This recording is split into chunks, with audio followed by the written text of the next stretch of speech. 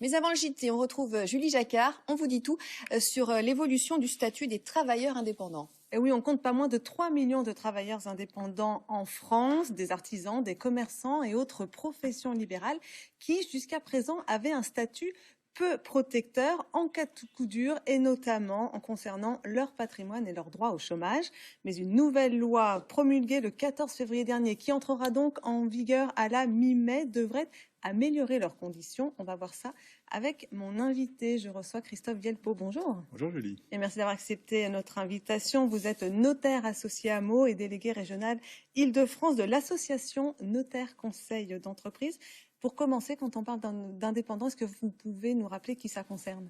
Oui, alors la nouvelle loi du 14 février 2022 entend la notion d'indépendant comme très large. Elle définit un indépendant, un entrepreneur individuel, comme étant toute personne physique qui exerce en son nom propre une activité professionnelle, une ou plusieurs activités professionnelles, c'est-à-dire qui n'exerce pas sous forme sociétaire. Alors ça concerne le commerçant, votre restaurateur, votre marchand de fruits et légumes, l'artisan, votre artisan boulanger ou boucher ou coiffeur, mais également les professions libérales comme les infirmières ou alors les agriculteurs. Et ça concerne les entrepreneurs individuels sur toute la France, que ce soit en métropole ou même à La Réunion. Mais est-ce que les auto-entrepreneurs en font partie, par exemple, ou ceux qui ont une entreprise individuelle ? Alors oui, bien sûr, les auto-entrepreneurs, un auto-entrepreneur est une forme d'entreprise individuelle, simplement, elle ne dépasse pas certains plafonds.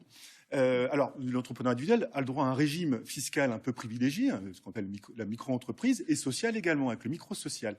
Et il a des formalités constitutives beaucoup plus simples. En quelques clics, il peut se déclarer auto-entrepreneur. Mais ça reste un entrepreneur individuel.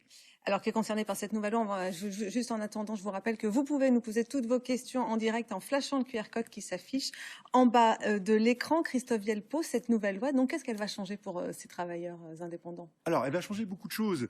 Notamment, cette loi crée un statut unique et très protecteur de l'entrepreneur individuel. Avant, l'entrepreneur individuel avait un seul et unique patrimoine qui comprenait à la fois les biens privés et professionnels. Donc, les créanciers, le banquier, le fournisseur, pouvaient aller chercher les biens personnel, privé de l'entrepreneur individuel. Donc il y avait quelques petites choses qui existaient pour se protéger, les statuts sociétaires par une SARL, la déclaration d'instabilité qui permettait de protéger automatiquement la résidence principale et certains autres biens immobiliers, ou le statut de l'EIRL très peu utilisé puisque seulement 100 000 personnes sur les 3 millions d'entrepreneurs individuels que vous évoquiez tout à l'heure utilisaient ce statut de l'EIRL. Donc le législateur a créé un statut qui permet de protéger le patrimoine personnel automatiquement et à défaut, et qui évite que les créanciers professionnels viennent saisir les biens personnels. Donc pour définir ce patrimoine professionnel, le législateur l'a vu de matière large, les biens professionnels sont les biens qui sont utiles à l'activité. Donc cette notion d'utilité à l'activité permet de définir ces biens et donc par défaut les biens personnels qui ne sont pas saisissables. Mais alors concrètement, on prend par exemple l'exemple d'une voiture qu'on utilise et pour travailler et le week-end par exemple en famille. Qu'est-ce qui est professionnel, qu'est-ce qui est personnel dans ce cas-là ? Alors ça c'est une très bonne question, parce qu'il s'agit d'un bien mixte. Il a deux usages, un usage à la fois professionnel, un usage personnel. Alors le législateur, dans son critère d'utilité, c'est une notion assez subjective, qui devra être d'ailleurs précisée par décret. Mais prenons votre exemple, il utilise la voiture toute la semaine pour son activité, simplement le week-end, on pourrait imaginer que ce soit plutôt un bien utile, si le caractère, donc professionnel, si le caractère d'utilité venait être contesté par les créanciers, c'est à l'entrepreneur individuel, et la loi le précise, de justifier ce caractère utile.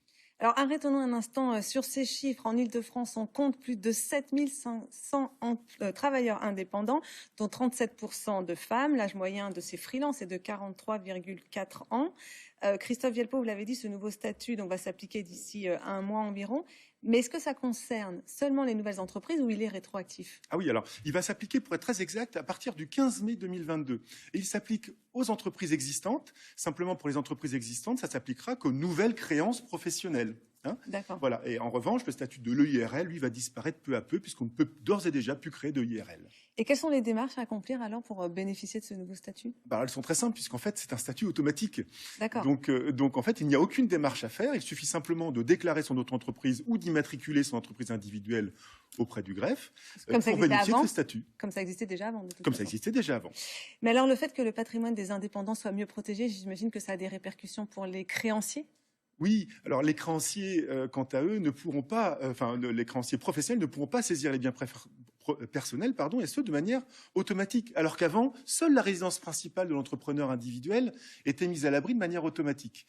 Donc, effectivement, les créanciers voient leur recours limité. Mais est-ce que le risque, alors, c'est que les entrepreneurs aient moins accès notamment aux prêts bancaires parce que les banques vont être plus frileuses? Alors, le législateur, effectivement, le problème, c'est que les banquiers risquent de dire, comme je ne peux pas saisir vos biens, je ne vais pas vous prêter. Donc, prenons l'exemple du commerçant qui va vouloir aménager son magasin, il va aller voir son banquier, il pourra renoncer, mais de manière très ciblée, le législateur a prévu de manière très ciblée, pour une créance spécifique et un banquier spécifique. Donc, il pourra renoncer à cette protection. Dans ce cas-là, le banquier qui va lui prêter pour aménager son magasin pourra également aller saisir ses biens personnels. Alors, enfin, on a parlé du patrimoine, mais il y a aussi dans cette loi une protection, enfin une nouvelle allocation, c'est ça? Oui. Qui protégera mieux, encore une fois, les entrepreneurs? Oui, alors c'est l'allocation travailleurs indépendants, alors qui existait depuis 2018, mais qui était réservée uniquement aux entreprises qui étaient en faillite, redressement, liquidation judiciaire. Et maintenant, cette allocation a été étendue à d'autres entreprises qui, simplement, l'entrepreneur qui va arrêter son activité juste parce qu'elle n'est plus viable, va pouvoir en bénéficier. L'objectif, c'est de faire bénéficier 30 000 personnes par an, 30 000 entrepreneurs individuels qui mettent la clé sous la porte par an de ce régime ce sera une allocation de 800 € maximum pendant 6 mois. Voilà. Eh ben, merci beaucoup, Christophe Vielfaud.